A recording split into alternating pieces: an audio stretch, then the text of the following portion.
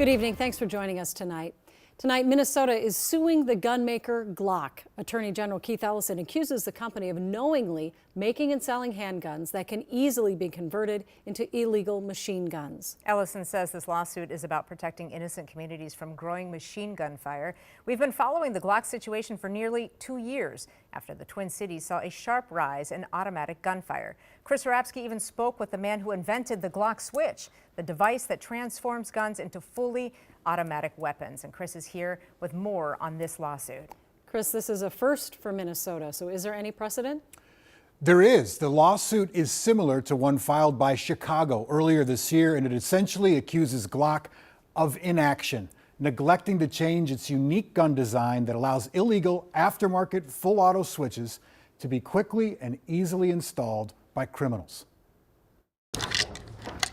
Going hot. We've showed you how Glock switches work. The most dangerous thing I've ever fired. And then it was like rapid fire. We've showed you how popular and deadly they've become. With as long as we've now been talking about these, how is it so easy to go on the internet and find them for sale? Thursday, Glock has known about this problem for decades and has done nothing. Minnesota Attorney General Keith Ellison filed a first-of-its-kind lawsuit in the state, calling Glock liable for the rise of illegal Glock switches. We are not asking Glock to stop selling handguns. We are asking Glock to change their design of its semi-automatic handguns available to the public so that they cannot be easily converted into illegal machine guns. The lawsuit alleges Glock has violated 7 state laws, from deceptive trade practices to consumer fraud, highlighting Instagram posts from Glock marketing its fully automatic Glock 18 pistols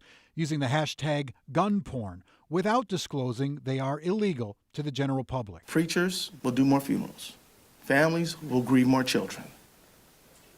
We've got to act. Families like the Johnsons, whose son Charlie was slain by a stray bullet from a Glock with a switch the night before his college graduation. Think of how many additional handguns they've sold knowing that this was possible and knowing it increases the demand for their handguns.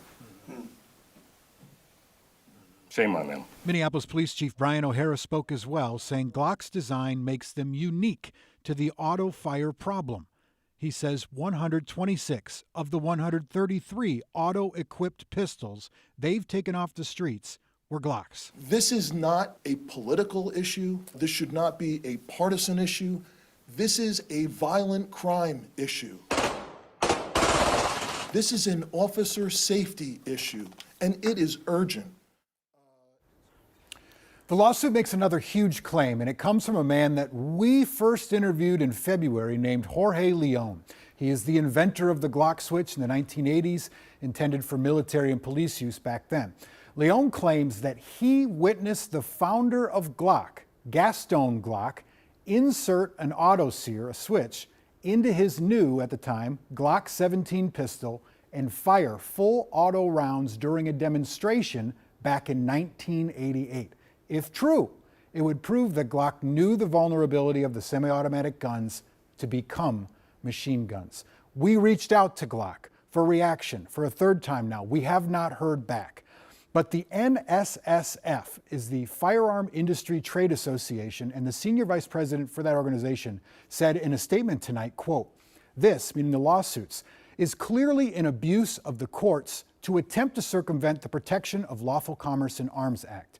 Attorneys General Platkin from New Jersey, which also filed a lawsuit today, and Ellison, along with the other colluding states, are attempting to extend the frivolous claims that have no foundation in law and abuse taxpayer dollars to advance an unconstitutional gun control agenda.